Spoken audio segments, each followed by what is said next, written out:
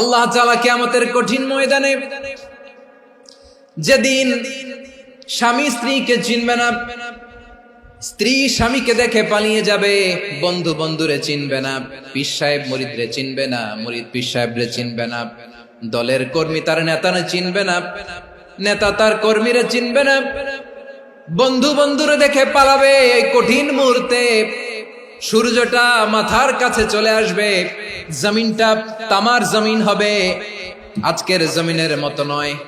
মানুষ ঘর্মাক্ত, ক্লান্ত, শ্রান্ত মাথার মগজগুলো কানের ছিদ্র আর নাকের ছিদ্র দিয়ে বেয়ে বেয়ে পড়বে।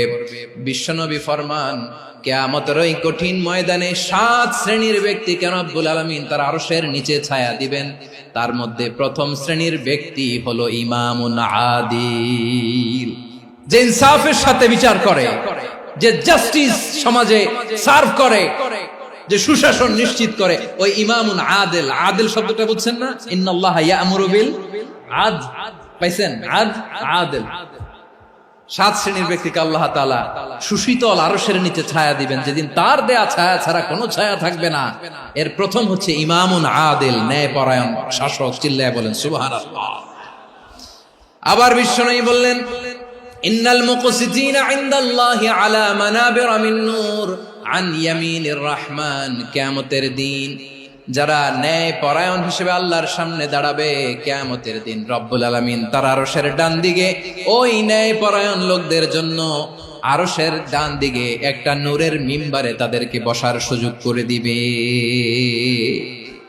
আল্লাহর আরশের ডান দিকে ন্যায় পরায়ণ লোকদের জন্য আল্লাহ তাআলা নূরের মিম্বার বানাবে। 4টে কেন কথা মনে করেছেন? আল আদাল, জাস্টিস। ইন্নাল্লাহা ইয়া'মুরু বিল আদল। আল্লাহ তাআলা এই আদালতের নির্দেশনা দেন, সুবিচার, সুশাসন। প্রিয় ভাইয়েরা, এটা আমরা বাংলাদেশে চাই কি চাই না? এই যে অরাজকতা, এই যে অন্যায়, এই যে জুলুম, এই যে ইনকনসিস্টেন্সি সমাজের অসঙ্গতির প্রধান কারণ জাস্টিস নাই, সুবিচার নাই, সুশাসন নাই। শেষবারের মতো আওয়াজ করে বলেন তো, আমরা বাংলাদেশে আদল চাই কি চাই না? তাহলে প্রথম নির্দেশনা শেষ, আল্লাহ তাআলা তোমাদেরকে আদলের আদেশ দেন। এরপরে আল্লাহ বললেন, আমি তোমাদেরকে ইহসানের আদেশ দেই। ইন্নাল্লাহা ইয়া'মুরু বিল আদলি ওয়াল ইহসান। আমি তোমাদেরকে যেমনি আদলের নির্দেশনা দেই, তেমনি ভাবে তোমাদেরকে ইহসানের নির্দেশনা দেই। ইহসান, আওয়াজ করে সবাই বলেন তো ইহসান। ইহসান মানে কারো প্রতি সফট হার্টেড হওয়া, মহানুভব হওয়া, অনুগ্রহ পরায়ণ হওয়া, অনুগ্রহশীল হওয়া, একে অপরের প্রতি দয়াদ্র হওয়া। একে অপরের প্রতি দয়াদ্র, অনুগ্রহশীল হওয়া ছাড়া মানবিক সমাজ কঠিন কালেও গঠন করা সম্ভব না। প্রিয় ভাইয়েরা, সুন্দর আচরণ দিয়ে, ইহসান দিয়ে যা জয় করা যায়, নরম আচরণ দিয়ে যেটা অর্জন করা যায়, কঠোরতা দিয়ে সেটা পারা যায় না। বিষ্ণু ঈসা ইসলাম ইহসান দিয়ে, কোমল আচরণ দিয়ে, তার অনুগ্রহ দিয়ে তিনি অনেক কাফিরের হৃদয়কে জয় করে ফেলেছেন। সাইয়েদনা সুমামা ইবনে উসাল রাদিয়াল্লাহু তাআলা আনহুর কথা মনে পড়ে যায়। তিনি ছিলেন ইয়ামামার বাদশা। মদিনাতে বিশ্বনবীকে হত্যা করার নিয়তে এসেছিলেন, গোপনে গোপনে বিশ্বনবীকে হত্যা করে আবার ইয়ামামাতে তিনি ফিরে যাবেন। কিন্তু কি অবাক করা কাণ্ড, হত্যা করতে পারে নাই, সাহাবাদের হাতে তিনি ধরা পড়ে গেলেন। সাইয়েদনা সুমামা ইবনে উসাল রাদিয়াল্লাহু তাআলা আনহু হত্যার নিয়তে আসলেন, কিন্তু হত্যা করতে পারলেন না। সাহাবারা ওনাকে ধরে ফেললেন, ধরে মসজিদে নববীর পিলারের মধ্যে বেঁধে রাখলেন। সুমামা ইবনে উসাল, সিরাত থেকে শুনে, সিরাত থেকে শোনাচ্ছি, রাদিয়াল্লাহু তাআলা আনহু ইয়ামামার অধিপতি ছিলেন। বিশ্বনবীকে হত্যার জন্য আসছেন, ধরা পড়ে গেছেন, এখন মসজিদে নববীতে বেঁধে রাখছেন। তার মানে বন্দী। এখন স্ট্যাটাস কি? বন্দী, ক্যাপটিভ। তো বিষ্ণু ঈসা ইসলাম সাহাবাদেরকে বললেন, তার খোঁজ খবর নিও, সুমামা ইবনে উসালের খোঁজ খবর নিও।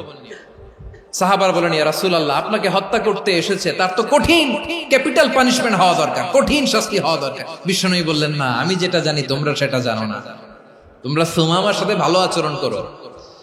বিশ্বনবী সুমামার কাছে গেলেন। প্রথম দিন যে তিনি কালেমার দাওয়াত দিলেন, ইমানের দাওয়াত দিলেন, ইসলামের দাওয়াত দিলেন। রিসালাতের দাওয়াত দিলেন, আখিরাতের দাওয়াত দিলেন।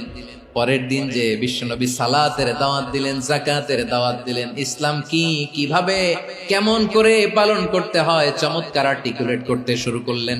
তন্ময় হয়ে সুমামা ইবনে উসাল রাদিয়াল্লাহু তাআলা আনহু বিশ্বনবীর কথাগুলো শুনতে আরম্ভ করলো। একদিন নয়, 2 দিন নয়, টানা 3 দিন বিশ্বনবী সুমামার কাছে ইসলামকে প্রেজেন্ট করেছেন, উপস্থাপন করেছেন। আওয়াজ করে বলেন, কয় দিন? 3 দিন। 3 দিন মসজিদে নববীতে বাধা। আর সাহাবীদেরকে বললেন, তার খোঁজ খবর নিও, তোমরা যে রুটি বানাও এর মধ্যে সবচেয়ে ভালো আটার রুটিটা তারে দিও, সবচেয়ে রিফাইন্ড খেজুর, যেটা পিওর খেজুর, এটা তারে দিও। আর বিশ্বনবী নিজের ওট থেকে দুধ দহন করে ওনার বাড়ির এক কর্মচারীকে বলেছেন, দুধ দহন করে সুমামার জন্য নিয়ে যেও। সুবহানাল্লাহ পড়বেন না? সবাই তো অবাক, ইয়ামামা থেকে আসছে নবীকে হত্যা করতে, বিশ্বনবী দেখে তারে জামাই আদর করে। একদিন নয়, 2 দিন নয়, টানা 3 দিন বিশ্বনবী এভাবে সুমামার কাছে যেয়ে ইসলামকে প্রেজেন্ট করতে আরম্ভ করলেন, ইসলামকে উপস্থাপন করতে শুরু করলেন। আর তাকে চমৎকার এন্টারটেইনমেন্ট, আপ্যায়ন দিতে আরম্ভ করলেন। টানা 3 দিন যখন ইসলামের দ্য বিউটিজ অফ ইসলাম, ইসলামের সুমহান বাণী, সৌন্দর্য তার কাছে উপস্থাপন শেষ, তাকে আপ্যায়ন শেষ, বিশ্বনবী বললেন সাহাবাদেরকে, যাও এবার সুমামার হাতের পায়ের রশি দুটো খুলে দাও। সাহাবারা তর্ক জুড়ে দিলেন, লা ইয়া রাসূলুল্লাহ, এমনটা করবেন না, তো ভয়ঙ্কর ভয়ঙ্কর খুনি, কি জানি কি হয়ে যায়। বিশ্বনবী বললেন, না, তার হাতে পায়ের রশিগুলো খুলে দাও। সাহাবারা বিশ্বনবীর কথা মতো তার হাতে পায়ের রশিগুলো খুলে দিল। সুমামা মুহূর্তের মধ্যে মসজিদে নববী থেকে বের হয়, ইয়ামামায় ফিরে না যে মসজিদে নববীর পাশে একটা খেজুর বাগান ছিল, সেখানে চলে গেলেন। সেখানে একটা ছোট্ট কুয়া ছিল, কুয়ার পানি দিয়ে তিনি গোসল করলেন। সুবহানাল্লাহ পড়েন। কুয়ার পানি দিয়ে গোসল করে মসজিদে নববীর সামনে এসে বিশ্বনবী এবং সাহাবাদের সামনে দাঁড়িয়ে সাব্বাবা উঁচু করে বললেন, আশহাদু আল্লা ইলাহা ইল্লাল্লাহ ওয়া আশহাদু আন্না মুহাম্মাদান আবদুহু ওয়া রাসূলুহু। আমি সাক্ষ্য দিচ্ছি আল্লাহ ছাড়া কোনো ইলাহ নাই, আর মুহাম্মদ আল্লাহ তাআলার প্রেরিত বান্দা এবং রাসূল। প্রিয় ভাইরা, ইহসান দিয়ে যা জয় করা যায়, কঠোরতা দিয়ে সেটা কঠিনকালেও জয় করা যায় না। আওয়াজ করে বলেন, ঠিক কি না? এবার সুমামা দাঁড়িয়ে বলে, ওগো নবী, আমি তো কালিমা পড়ে মুসলমান হয়ে গেলাম, এবার শোনেন, এই মুহূর্তের আগে আপনার চেহারার চাইতে নিকৃষ্ট কোনো চেহারা আমার কাছে ছিল না, কিন্তু শাহাদা পাঠ করার পরে আপনার চেহারার চাইতে উত্তম শ্রেষ্ঠ কোনো চেহারা আমার কাছে আর নাই। ও নবী, আজকের দিনের আগে ইসলাম ধর্মের চেয়ে নিকৃষ্ট অপছন্দনীয় কোনো ধর্ম আমার কাছে ছিল না, কিন্তু এই মুহূর্ত থেকে ইসলামের চেয়ে সেরা শ্রেষ্ঠ পছন্দনীয় কোনো ধর্ম আমার কাছে নাই। নবী গো, আজকের দিনের আগে মদিনার চাইতে অপছন্দনীয় নিকৃষ্ট কোনো শহর আমার কাছে ছিল না, কিন্তু এই মুহূর্তের পর থেকে মদিনার চাইতে কোনো শ্রেষ্ঠ শহর আমার জানা নাই। সে ছিল গমের বড় ডিলার, গম বেচতো। কি বেচতো? তার গম কিনে মক্কার লোকেরা রুটি খাইতো। সে ঘোষণা দিল, আজকে থেকে মক্কাবাসীদের জন্য সব গম আমি হারাম করে দিলাম, মক্কাবাসী এখন না খেয়ে মরে। সুবহানাল্লাহ পড়বেন না? মক্কাবাসী বিশ্বনবীর কাছে আসলেন, এসে বললেন, মুহাম্মদ, আমরা তো তোমার ভাই, তোমার চাচা, তোমার ভাতিজা, তোমার আত্মীয়, তুমি সুমামারে বলো সে যেন আবার গমের সাপ্লাই মক্কার জন্য অনুমতি দিয়ে দেয়। বিশ্বনবীর অনুমতি ক্রমে সুমামা আবার মক্কাতে গম পাঠাতে শুরু করলো। পড়েন সুবহানাল্লাহ। ইহসান, ইহসান দিয়ে আপনি যেটা জয় করতে পারবেন, you can win the heart of your enemies.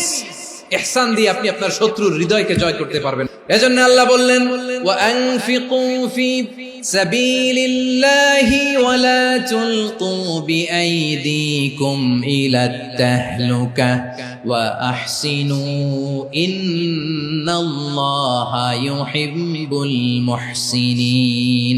তোমরা আল্লাহর রাস্তায় দান করবে আর নিজেরা নিজেদেরকে ধ্বংসের হাতে ঠেলে দিও না। তোমরা একে অপরের প্রতি ইহসান করবে, কারণ ইহসানকারীদেরকে আল্লাহ বড্ড ভালোবাসেন। সুবহানাল্লাহ পড়েন।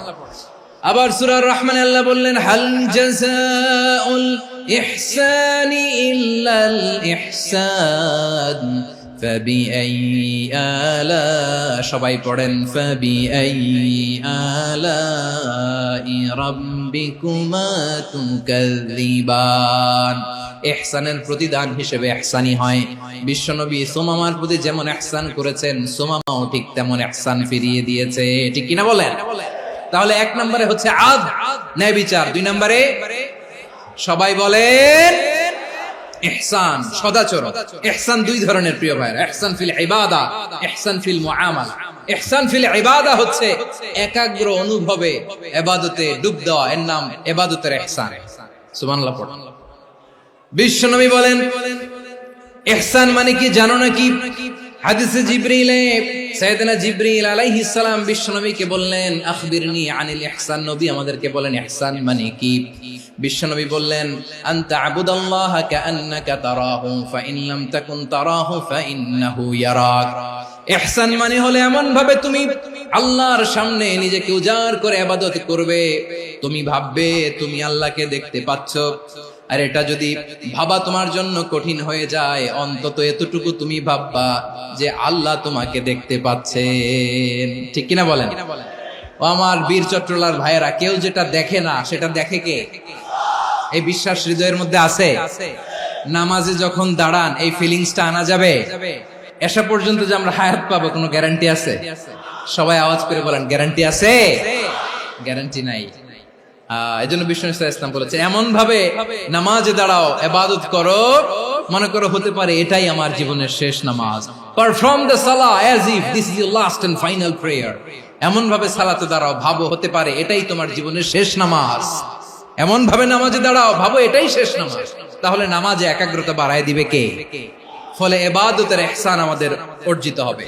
আর মুআমালাতে ইহসান হলো, বিশ্বনবী বলেন ইন্নাল্লাহ তাবারাকা ওয়া তাআলা كتب الإحسان على كل شيء فإذا قتلتم فأحسنوا القتلة وإذا ذبحتم فأحسنوا الذبح وليحد أحدكم شفرته وليرح ذبيحته।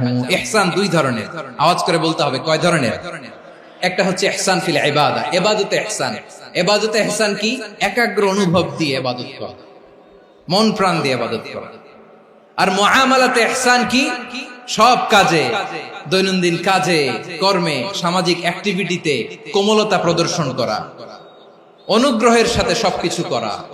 আল্লাহ তাআলা ইন্নাল্লাহ তাবারাকা ওয়া তাআলা কাতাবাল ইহসানা আলা কুল্লি শাই, তিনি সবকিছুর ব্যাপারে ইহসানকে আবশ্যক করেছেন। সবকিছু, মুমিনের সব কাজে ইহসানের পরশ থাকবে। ওয়া ইযা কাতালতুম ফাহসিনুল কিতলা, বিষ্ণুই বলেন তুমি যখন কাউকে হত্যা করো ইহসানের সাথে করো। সুবহানাল্লাহ পড়বেন না? যখন হত্যা করো তখনও ইহসানের সাথে। আচ্ছা হত্যা করবো আবার ইহসান আসবে করতে, করে তো মেরেই ফেলবো আমি।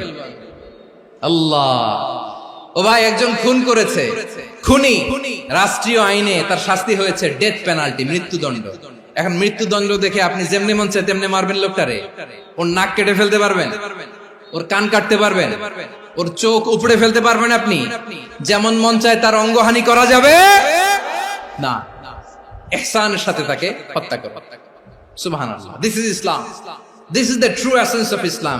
ওয়া ইযা যাবাহতুম ফাহসিনু যাবহা, যখন জবাই করবে তখনও ইহসানের সাথে জবাই করো। করব জবাই, ওইখানেও নাকি ইহসান।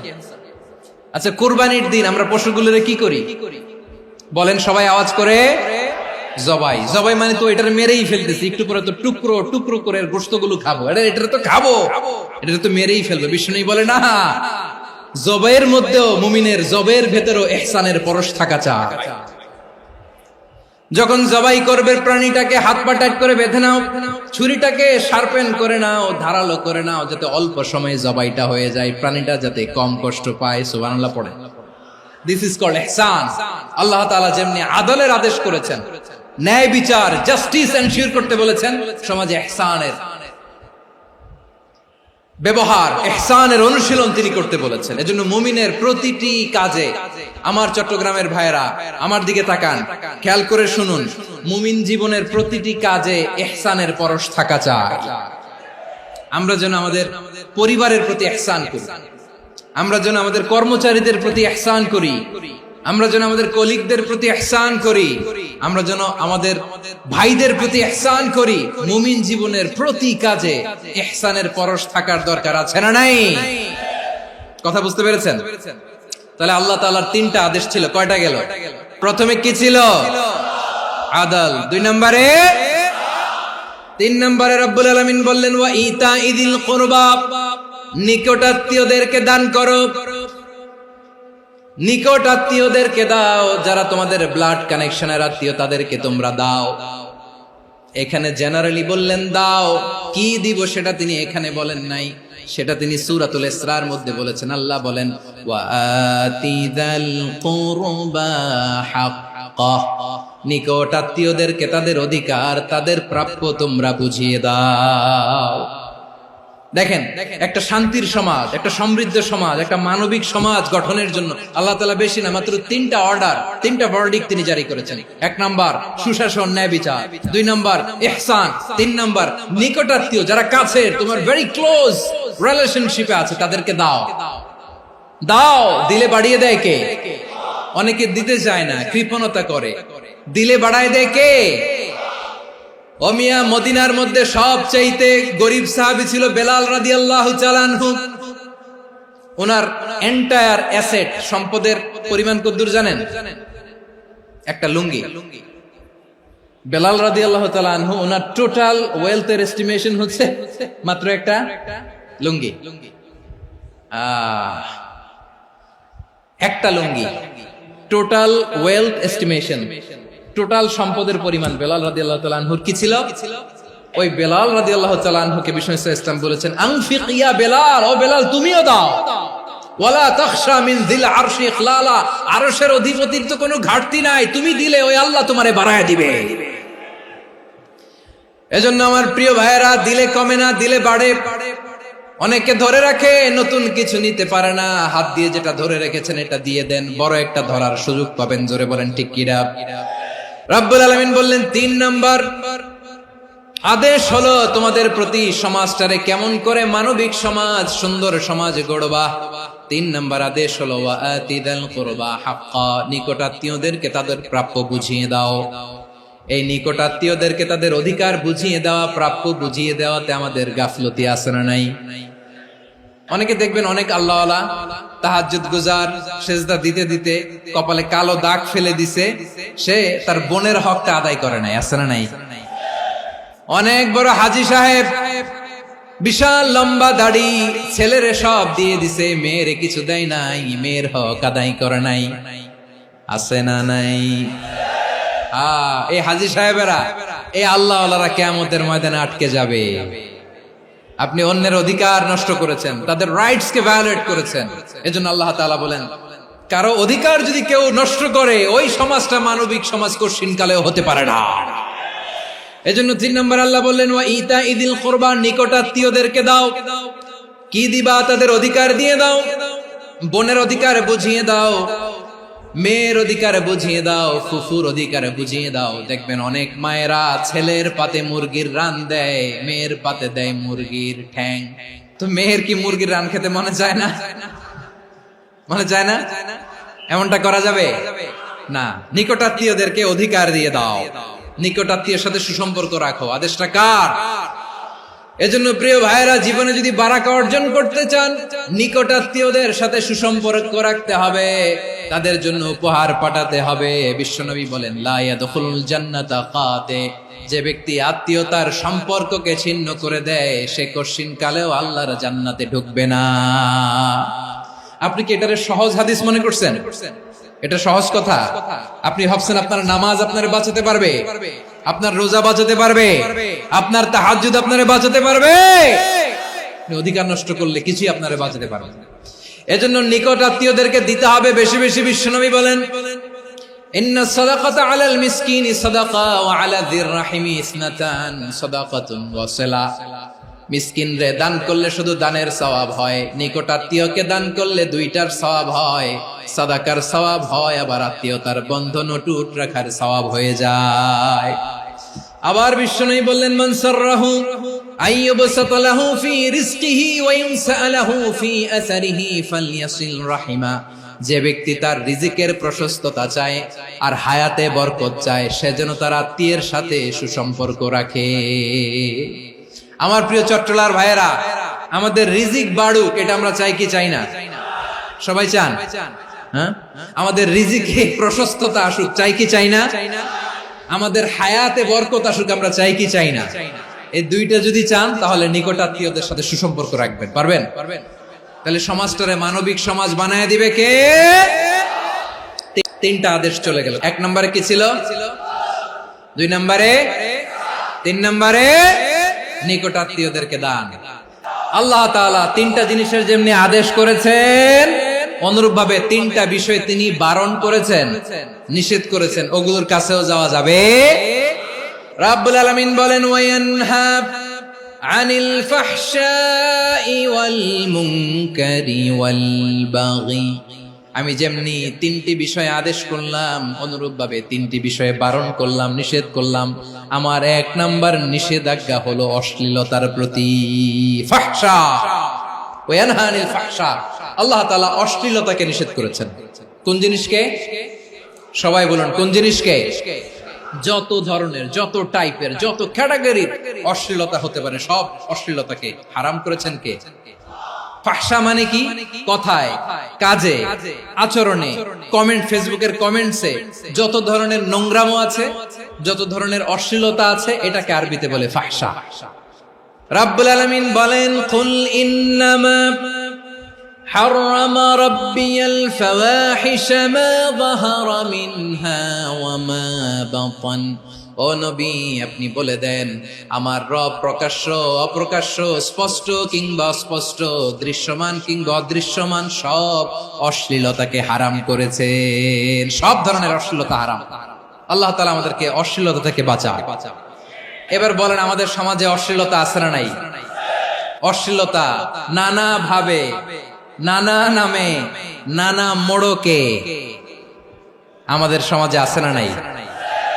সংস্কৃতির নামে, ফ্যাশনের নামে, বিনোদনের নামে, উপন্যাসের নামে, কনসার্টের নামে অশ্লীলতা আছে না নাই? আপনি দেখেছেন কনসার্টগুলোর অবস্থা? আমাদের তরুণ তরুণীরা, আমাদের যুবক যুবতীরা, আমাদের জেনজিরা, কি অবস্থা ওইখানে? কনসার্টের নামে অশ্লীলতা আছে না নাই? ছেলে মেয়ে একে অপরকে জড়ায় ধরতেছে, একে অপরকে চুমু খাচ্ছে, প্রকাশ্যে, দিবালোকে, গণমানুষের সামনে। আল্লাহ তাআলা এই অশ্লীলতা থেকে আমাদেরকে বেঁচে থাকতে বলেছেন। রূপালী জগতের নামে অশ্লীলতা আছে না নাই? এই টার্মটা আপনারা জানেন না? রূপালী জগৎ কি জগৎ? আসলে কি রূপালী জগৎ না অন্ধকার জগৎ? আমার বোনেরা, আপনাদেরকে যে কি বলে তারা বুঝায়, রূপালী জগৎ শুনেই আপনি ভরকে যাবেন না। রূপালী জগতে যে নারী যত বেশি উলঙ্গ, সে নাকি তত বেশি সাহসী। জানেন? বলে এটা একটা সাহসী নারী, খুব সাহসী পদক্ষেপ তার। যত বেশি শরীর থেকে কাপড় নামাতে পারবে, যত বেশি বস্ত্রহীন হয়ে নিজেকে প্রেজেন্ট করতে পারবে, সে নাকি তত বেশি সাহসী। আমার চট্টলার ভাইয়েরা, শয়তানের প্রথমে এজেন্ডা ছিল বনি আদমকে বস্ত্রহীন করা। সে আদম এবং হাওয়া আলাইহিস সালামকে নিষিদ্ধ গাছের ফল খাইয়ে তাদেরকে বস্ত্রহীন করেছে। এই জামিনেও সে আমাদেরকে বস্ত্রহীন করতে চাইবে। এই রূপালী জগতের নামে তারা এটা করে। আমার প্রিয় বোনেরা, আপনি জানেন না আপনার দাম কত? ওরা আপনাদেরকে বিজ্ঞাপনের সস্তা পণ্য বানাতে চায়। ওরা আপনাদেরকে ওদের ভোগের লিপসার টুলস বানাতে চায়। ওরা আপনাদেরকে দিয়ে ওদের খায়েশ পূরণ করতে চায়। এটা আপনাদের জন্য মোটেও ডিগনিটি নয়, এটা আপনাদের জন্য সম্মান নয়। আপনার সম্মান শালীনতায়, আপনার সম্মান হেজাবে, আপনার সম্মান ভদ্রতায়, আপনার সম্মান আপনার ডিসেন্ট পোশাকে। পোশাক বলে দেয় এই নারীটা ভদ্র না অভদ্র। পোশাক বলে দেয় এই মেয়েটা কোন ঘরের মেয়ে। আপনি জানেন না, আপনারা সস্তা পণ্য বানায়, ভোগের পণ্য, বিলবোর্ডে আপনাকে উলঙ্গ করে উপস্থাপন করে। এই অশ্লীলতার সাথে ইসলামের কোন সম্পর্ক। এজন্য আল্লাহ বলেন, আমি অশ্লীলতাকে হারাম করেছি। অশ্লীলতাকে হারাম করার প্রথম কারণ হলো এর মাধ্যমে মানবতাকে অপমানিত করা হয়। কারণ মানুষের সম্মান মানুষের পোশাকে। মানুষ যখন পোশাকহীন হয়ে যায়, বস্ত্রহীন হয়ে যায়, তার সম্মান কমে যায়। ঠিক কিনা? অশ্লীলতাকে হারাম করার প্রথম কারণ হচ্ছে মানুষ মানুষকে অপমান করে। একটা নারী, সে তো সম্মানিত, নারী যে কত সম্মানিত নারীর এটা বুঝেই নাই। বিশ্বনবী বলেন আর দুনিয়া কুল্লুহা মাতা ওয়া খায়রু মাতা'আদ দুনিয়া আল মারআতুস সালিহা। আমার বোনেরা, 5টা প্যান্ডেলে আপনারা এলইডিতে আমার আলোচনা শুনছেন, আমি জানি। আপনাদের এই গর্ভ যে কত দামি আপনি জানেন না। আপনার পেট থেকেই আসবে আগামী দিনের সালাহুদ্দিন আল আইয়ুবী, আপনার পেট থেকেই আসবে অনাগত দিনের ইমাম মাহদী আল মুনতাযর, আপনার পেট থেকেই আসবে অনাগত দিনের ফয়সাল, ওয়াসিম, মুগ্ধ, আবু সাইদের মতো বীর যোদ্ধা। আমার প্রিয় বোনেরা, আমার প্রিয় বোনেরা, বিশ্বনবীর কথার ওজন খেয়াল করেন। আর দুনিয়া কুল্লুহা মাতা ওয়া খায়রু মাতা'আদ দুনিয়া আল মারআতুস সালিহা। দুনিয়ার সবকিছুই অ্যাসেট, এর মধ্যে সবচেয়ে দামি অ্যাসেট নেককার নারী।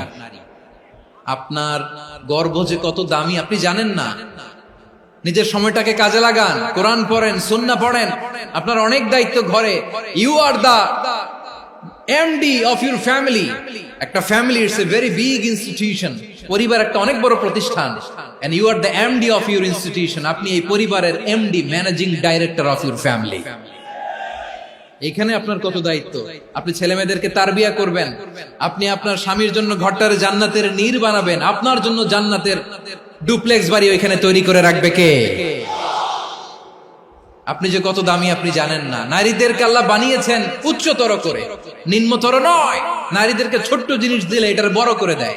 নারীদেরকে ভ্রূণ দিলে, শুক্রাণু দিলে নারী এটারে বাচ্চা হিসেবে উপহার দেয়, ঠিক কিনা?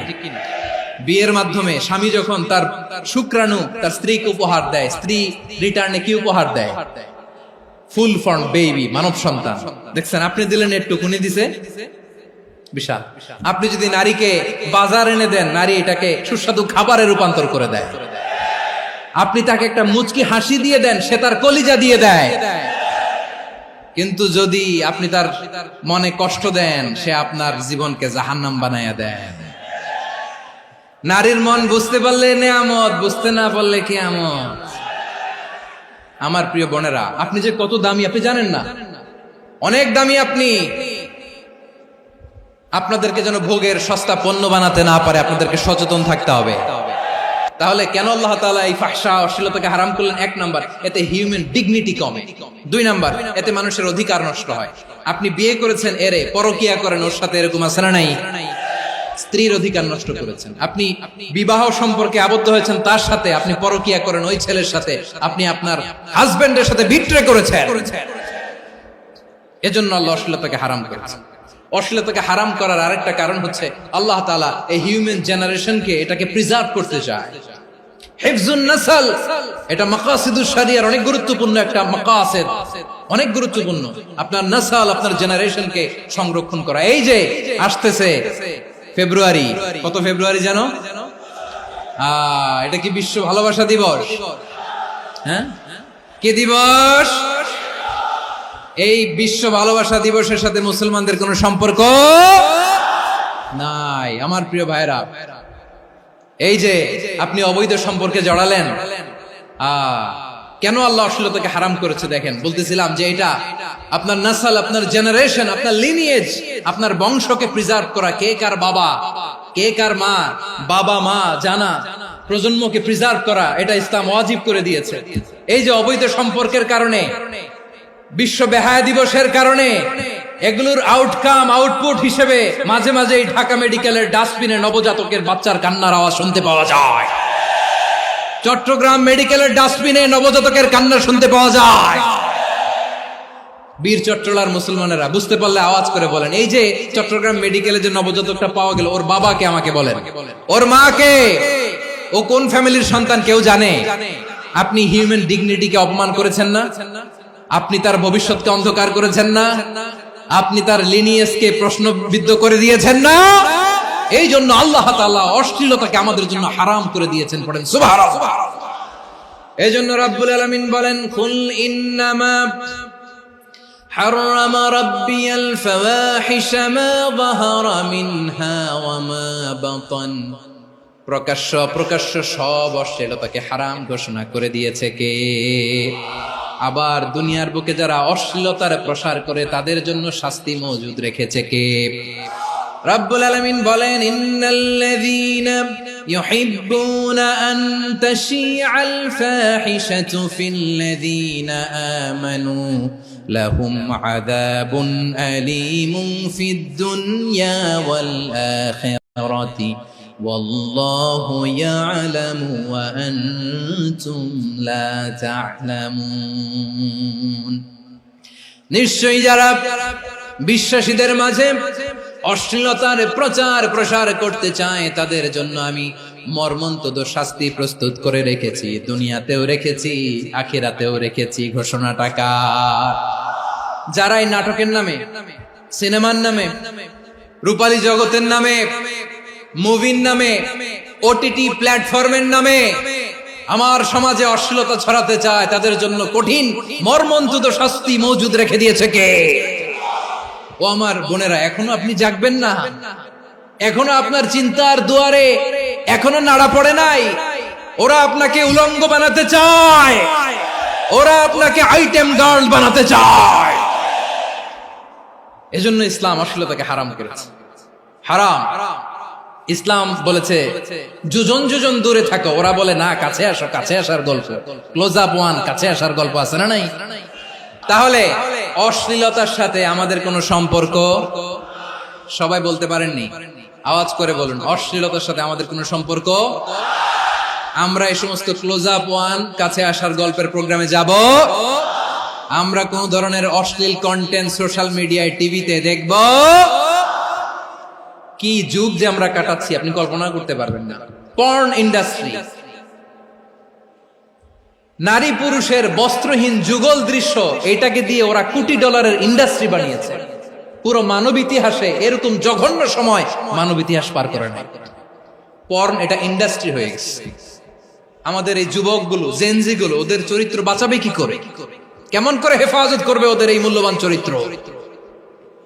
আমার প্রিয় ভাইরা, এই অশ্লীলতার দ্য লেটেস্ট ভার্সন হচ্ছে LGBTQ, শরীফ থেকে শরীফা। শুনছেন আপনারা? দেখতে পুরুষ, আসলেই পুরুষ, সুস্থ একজন পুরুষ, 4 সন্তানের বাবা, বলে আমি মনে মনে নারী। দেখতে নারী, সুস্থ নারী, আসলেই সে দিব্যি একজন নারী, বলে আমি মনে মনে পুরুষ। সবচেয়ে ভয়ঙ্কর অশ্লীলতার সবচাইতে লেটেস্ট ভার্সন হচ্ছে এই ট্রান্সজেন্ডারিজম। সুস্থ পুরুষ তার বায়োলজিক্যাল গ্রোথকে হরমোন দিয়ে স্টপ করে দিয়ে সে সার্জারি করে নারী হতে চায়। সুস্থ নারী পুরুষ হতে চায়। পুরুষ পুরুষের প্রতি সেক্সুয়ালি আকর্ষণ বোধ করে। এটা লূত আলাইহিস সালামের কওমের মধ্যে ছিল। এটাকেও আল্লাহ কোরআনে ফাহিশা বলেছেন। ওয়ালুতান ইয قال لقومه أتأتون الفاحشة ما سبقكم بها من أحد من العالمين। লূত আলাইহিস সালাম বললেন, তোমরা কি এমন এক অশ্লীল কার্যক্রমে ডুব দিলে নাকি যেটা গোটা বিশ্বের কেউ কখনো করে নাই, তোমরাই প্রথম করেছো? পড়েন নাউযুবিল্লাহ। এই পশ্চিমের এই রোগ আমার দেশে যেন আসতে না পারে, আমাদের সজাগ থাকতে হবে। প্রিয় ভাইরা চিল্লায় বলেন ঠিক কিনা? পশ্চিমের অবস্থা ভয়ঙ্কর। পাশ্চাত্যে, আমি যুক্তরাষ্ট্রে ছিলাম অনেকদিন, কয়েক মাস, বিভিন্ন স্টেটে ঘুরেছি। গার্ডিয়ানরা উদ্বিগ্ন, ছেলে মেয়েদেরকে, ছোট্ট ছেলে মেয়ে, ওদেরকে জিজ্ঞেস করে, তুমি how do you feel right now inside yourself? তুমি ভিতরে ভিতরে কেমন ফিল করো? তোমার কি ছেলে ছেলে লাগে না মেয়ে মেয়ে লাগে? আচ্ছা বলেন, এই ছোট্ট বাচ্চাটাও কি এগুলো জেন্ডার অ্যাসাইনমেন্ট বলতে এগুলো কিছু বুঝে? এইভাবে মিসগাইড করা হচ্ছে। কৌতূহল বশত ছোট্ট ছেলে যদি বলে আমার তো মেয়ে মেয়ে লাগে, তখন বলে যে না তুমি মেয়ে, ছেলে না। মা বাবা বাধা দিলে ওকে আলাদা গভর্নমেন্ট হাউসে নিয়ে যায়। ভয়ঙ্করতম অবস্থা। আমরা একটা সময় শুনতাম যে হুজুর আমার ছেলেটা খুব ভালো, হাফেজে কোরআন, আল্লাহওয়ালা। হুজুর আমার ছেলে দাড়ি রাখছে, আল্লাহওয়ালা। হুজুর আমার ছেলে 5 ওয়াক্ত সালাত জামাতের সাথে পড়ে, তার মানে আল্লাহওয়ালা। পশ্চিমে যে আমি কি শুনছি জানেন? ওরা বলে হুজুর আমার ছেলেটা ইউনিভার্সিটির একটা মেয়ের সাথে প্রেম করে, ও খুব আল্লাহওয়ালা, হুজুর দোয়া করবেন। এর কারণ ওদের কাছে আল্লাহওয়ালার ক্রাইটেরিয়া হচ্ছে, হুজুর আমার ছেলেটা আরেক ছেলের পছন্দ করে নাই, আমার মেয়েটা আরেক মেয়েকে ভালোবাসে নাই, এজন্য আমার ছেলেটা আল্লাহওয়ালা, হুজুর ওর জন্য একটু দোয়া করে দিয়ে। কি চ্যালেঞ্জ ওরা ফেস করতেছে। ওনার ছেলে যে আরেক ছেলেরে বিয়ে করবে না, এটাতেই উনি খুশি যে আলহামদুলিল্লাহ আমার ছেলেটা একটা মেয়েরে ভালোবাসে, আমার মেয়েটা একটা ছেলেরে ভালোবাসে, মানে এটা খুব আল্লাহওয়ালা। নাউজুবিল্লাহ পড়তে পারলেন না? এজন্য অশ্লীলতার সাথে আমাদের কোন সম্পর্ক। রব্বুল আলামিন বলেন, ওয়ায়ানহা আনিল ফাহশাই ওয়াল মুনকারি ওয়াল বাগি, তিনটা জিনিসকে আমি নিষিদ্ধ করলাম। এক নাম্বার হলো ফাহশা, অশ্লীলতা। দুই নম্বরে হলো মুনকার, সমস্ত মন্দ কাজ। মুনকার মানে হচ্ছে যত মন্দ কাজ, খারাপ কাজ, বাজে কাজ, এটার বলে মুনকার। এটার কি বলে? আপনারা পড়ছেন না, তা'মুরুনা বিল মা'রুফি ওয়া তানহাউনা আনিল মুনকার। সৎ কাজের আদেশ, অসৎ কাজের নিষেধ। মুনকার, মুনকার হচ্ছে মানুষের স্বাভাবিক বিবেকবোধ যেটাকে খারাপ বলে, ওইটাই মুনকার। পৃথিবীর সব আসমানি গ্রন্থ যেটাকে খারাপ বলেছে, মানুষের স্বাভাবিক বিবেকবোধ যেটাকে খারাপ বলেছে, এগুলো সব মুনকার। যেমন ইফতিজিং, এটা কি ভালো না খারাপ? মজুদদারি, খাদ্যে ভেজাল দেওয়া, ওজনে কম দেওয়া, মাছে ফরমালিন মিশানো, চাঁদাবাজি, টেন্ডারবাজি, দখলবাজি, এগুলো আমাদের স্বাভাবিক বিবেকেই বলে এগুলো খারাপ, এগুলো হচ্ছে মুনকার। আল্লাহ তাআলা এই মুনকার থেকে আমাদেরকে বেঁচে থাকতে বলেন, আর শয়তান এই মুনকারের প্রতি আমাদেরকে উদ্বুদ্ধ করে। আল্লাহ তাআলা বললেন, ইয়া আইয়ুহাল্লাযীনা আমানু লা তাত্তাবিউ খুতুওয়াতিশ শাইতান ওয়া মান ইয়াত্তাবি' খুতুওয়াতিশ শাইতানি ফাইন্নাহু ইয়া'মুরু বিল ফাহশাই ওয়াল মুনকার। আল্লাহ বললেন, আমার গোলামেরা শোনো শোনো, ও আমার বিশ্বাসী বান্দারা খবরদার, তোমরা কশিনকালেও শয়তানের পদাঙ্ক অনুসরণ করবে না, কারণ শয়তান তোমাদেরকে অশ্লীলতা এবং মন্দ কাজের দিকে উদ্বুদ্ধ করে। আমাদের কাজ হচ্ছে শয়তান আমাদেরকে যেদিকে নিতে চায় আমরা তার উল্টা দিকে যাব। শয়তান এই মন্দ কাজকে আমাদের কাছে বিউটিফাই করে, চাকচিক্যময় করে আমাদের সামনে উপস্থাপন করে। এজন্য আল্লাহ বলেন, মুনকারকে থামাতে হবে, মুনকার প্রতিরোধ করতে হবে। মুনকার প্রতিরোধের দায়িত্ব শুধু আমাদের নাকি? শুধু আপনার খতিব সাহেবের, ইমাম সাহেবের, নাকি মুসলিম উম্মার সবার? আওয়াজ করে বলুন, মুনকার অসৎ কাজ প্রতিরোধের দায়িত্ব কার? রাব্বুল আলামিন বলেন, কুনতুম খায়রা উম্মাতিন উখরিজাত লিন-নাসি তা'মুরুনা বিল মা'রুফি ওয়া তানহাউনা আনিল মুনকার। তোমাদেরকে শ্রেষ্ঠ জাতি করে জমিনের মধ্যে আবির্ভূত করা হয়েছে, যাতে করে তোমরা জমিনের ভেতরে সৎ কাজের আদেশ করতে পারো আর অসৎ কাজের নিষেধ করতে পারো। উম্মাহ, কুনতুম খায়রা, তাহলে গোটা উম্মার দায়িত্ব, এটা বুঝতে পারছেন তো? আচ্ছা, আরো নিচে আসেন। এরপরে আল্লাহ বললেন, শুধু উম্মাহ না, এই জমিনের রাজত্ব আমি যাদের হাতে দেই, এই জমিনের মালিক আমি যাদেরকে বানিয়ে দেই, যাদেরকে আমি সরকারের দায়িত্ব দেই, তাদেরকেও মুনকার প্রতিরোধের দায়িত্ব দিয়েছে কে? আল্লাহ বলেন, যারা ক্ষমতার মসনদে বসেছে তাদেরকে 4 দফা কর্মসূচি আমি আল্লাহ দিলাম। আওয়াজ করে বলেন, কয় দফা? আল্লাহ বলেন, আল্লাযীনা ইম্মাক্কান্নাহুম ফিল আরদি আকামুস সালাতা ওয়া আতাউয যাকাতা ওয়া আমারু বিল মা'রুফি ওয়া নাহাউ আনিল মুনকার ওয়ালিল্লাহি আকিবাতুল উমুর। যারা এই জমিনের উত্তরাধিকার হয়েছে তারা 4 দফা কর্মসূচি নিয়ে সামনে আগাবা। সালাত কায়েম করবা, যাকাত আদায় করবা, সৎ কাজের আদেশ দিবা, অসৎ কাজ থেকে মুনকার প্রতিরোধ করবা। আদেশটা কার? আমার প্রিয় চট্টলার ভাইরা, পুরো উম্মার দায়িত্ব মুনকার প্রতিরোধ করা, সরকার প্রধানের দায়িত্ব মুনকার প্রতিরোধ করা। এরপর আল্লাহ বলেন, প্রতিটা ফ্যামিলির যিনি প্রধান, সিইও, বাবা, প্রত্যেক বাবারও দায়িত্ব এই মুনকার প্রতিরোধ করা। আওয়াজ করে বলেন, ঠিক কি না? যেমনটি সাইয়েদনা লোকমান আলাইহিস সালাম ওনার কলিজার টুকরা সন্তানকে আদেশ করেছেন, ইয়া বুনাইয়া আকিমিস সালাতা ওয়া'মুর বিল মা'রুফি ওয়ানহা আনিল মুনকার। পড়েন সুবহানাল্লাহ। বাবা ছেলেকে সবক দিচ্ছে।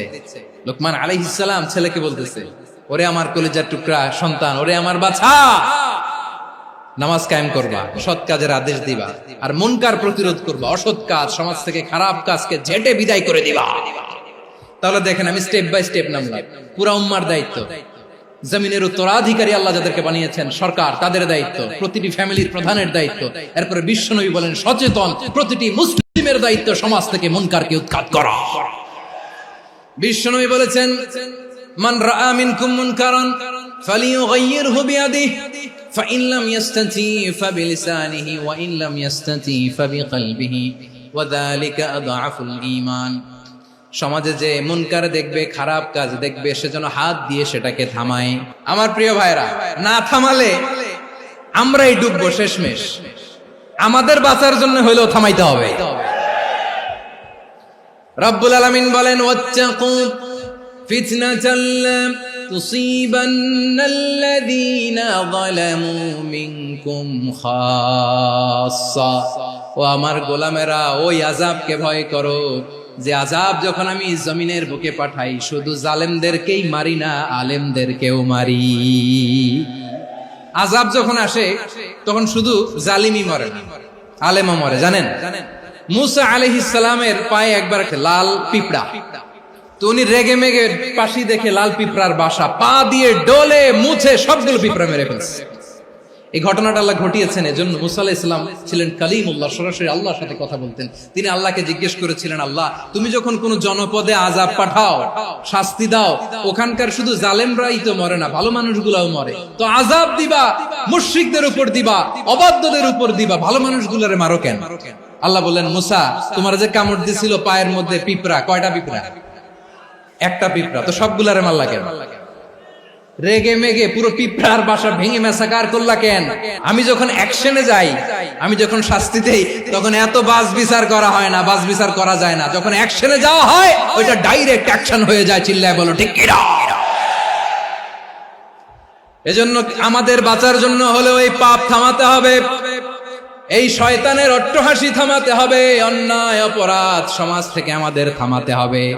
কারণ আযাব আসলে ওরাও মরবে, আমরাও মরব। একটা জাহাজ 2 তলা, আপনি আছেন 2য় তলায়। নিচের তলার কিছু লোক জাহাজের তলা ছিদ্র করতে আরম্ভ করছে। কি ছিদ্র করতেছে? আচ্ছা, জাহাজের তলা ছিদ্র করলে তলা দিয়ে কি ঢুকে? এখন আপনি যদি বলেন আমার কি, আমি তো 2 তলায়, আমি তো ভালো আছি, ওরা ছিদ্র করে ওরা মরবে। আসলে কি শুধু ওরা মরবে? তলা দিয়ে যখন পানি ঢুকবে, জাহাজ ঢুকলে আপনিও মরবেন। এজন্য নিজে মরার আগে ওই পাগলগুলোর নিচতলায় যে থামাতে হবে। চিল্লায় বলেন ঠিক কিনা? এজন্য আল্লাহ বললেন, মুনকার প্রতিরোধের দায়িত্ব সমাজের টপ টু বটম সবার। এজন্য মুনকার প্রতিরোধ করার দরকার আছে না নাই? সমাজে এই যে ইফটিজিং হয়, আপনার বোনের বয়সী একটা মেয়েকে কিছু বকাটে টিটকারি করে, এই বলে সেই বলে, নোংরা কথা বলে, রাস্তায় দেখেও আপনি পাশ দিয়ে না দেখার মতো চলে যান কেন? আপনি দাঁড়ান না কেন? আপনি দাঁড়ালেই তো থেমে যাবে, কারণ সত্যের যে শক্তি, তার সামনে মিথ্যা মুখ থুবড়ে পড়ে। আপনার সামনে ও কিছুই না, নাথিং। আপনি দাঁড়ান, ওকে প্রশ্ন করেন যে আমার বোনকে তুমি ডিস্টার্ব করো কেন? আপনাকে দেখে আরো 5 জন দাঁড়াবে, 5 জনকে দেখে আরো 10 জন দাঁড়াবে। আমাদের নীরবতা আর আমাদের নিশ্চুপ থাকাই জালিমদেরকে আরো শক্তিশালী জালিম বানিয়েছে।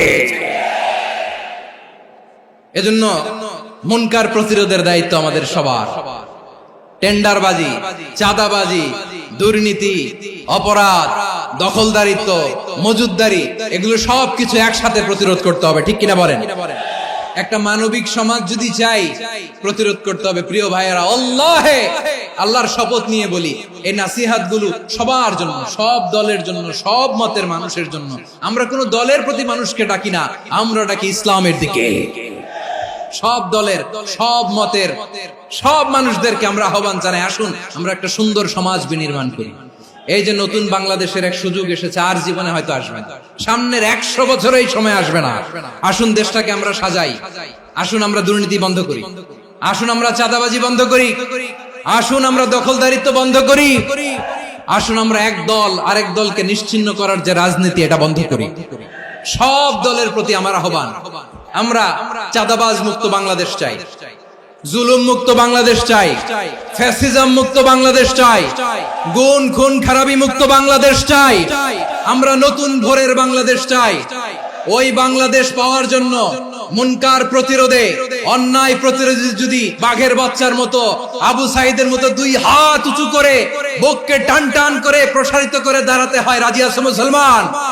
রাব্বুল আলামিন বলেন, ওয়ায়ানহা আনিল ফাহশাই ওয়াল মুনকারি ওয়াল বাগি ইয়াইযুকুম লাআল্লাকুম তাযাক্কারুন। আল্লাহ বললেন, আমি অশ্লীলতাকে নিষেধ করি, আমি সব ধরনের মন্দ কাজকে নিষিদ্ধ করি, সব শেষে আমি সীমা লঙ্ঘনকে তোমাদের জন্য নিষিদ্ধ করি।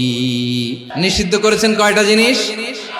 1 নম্বরে অশ্লীলতা, 2 নম্বরে মুনকার তথা সব মন্দ কাজ, 3 নম্বরে আল বাগি সীমা লঙ্ঘন, ক্রসিং দ্য লিমিট। সীমা লঙ্ঘন করা ভালো না। We all should know all limits. চিল্লায় বলেন ঠিক কিনা?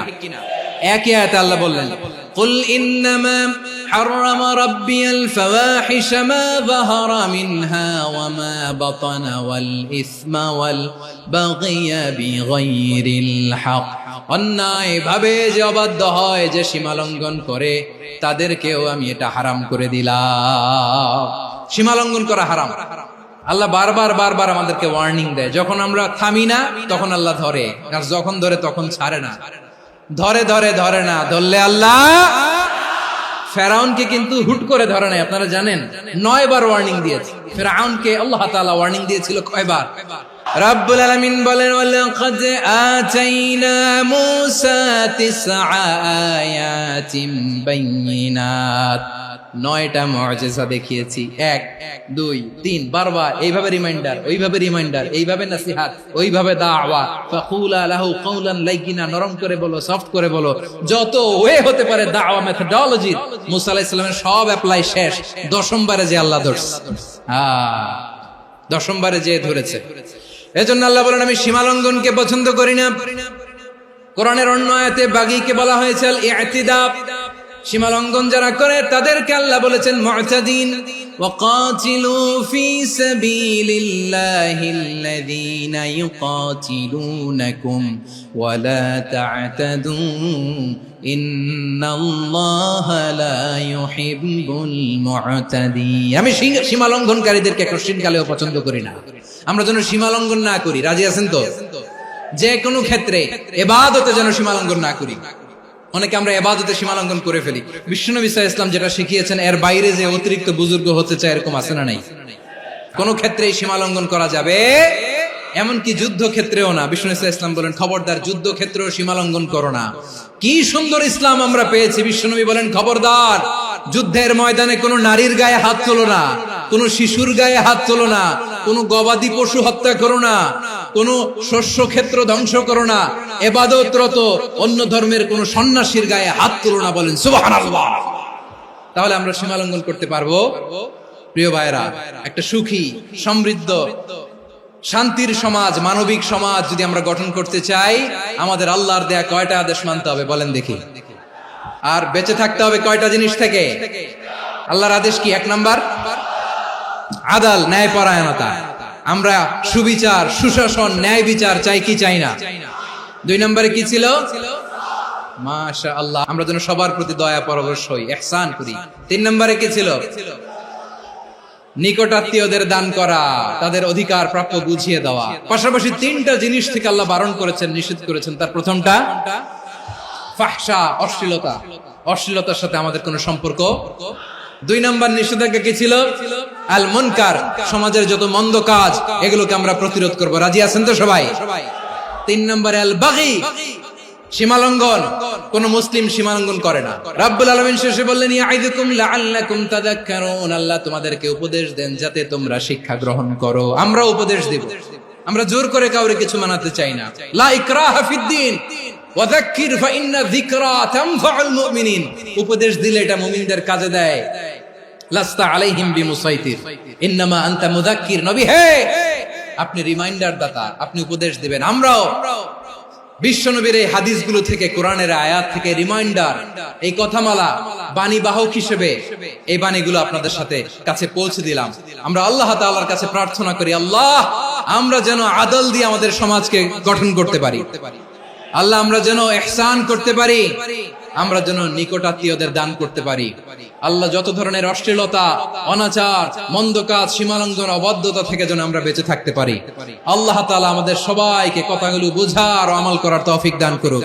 হাযা মা ইনদি ওয়াল ইলমু ইনদাল্লাহ আলাইহি তাওয়াক্কালতু ওয়া ইলাইহি উনীব। সুবহানাকাল্লাহুম্মা বিহামদিকা আশহাদু আল্লা ইলাহা ইল্লা আনতা আস্তাগফিরুকা।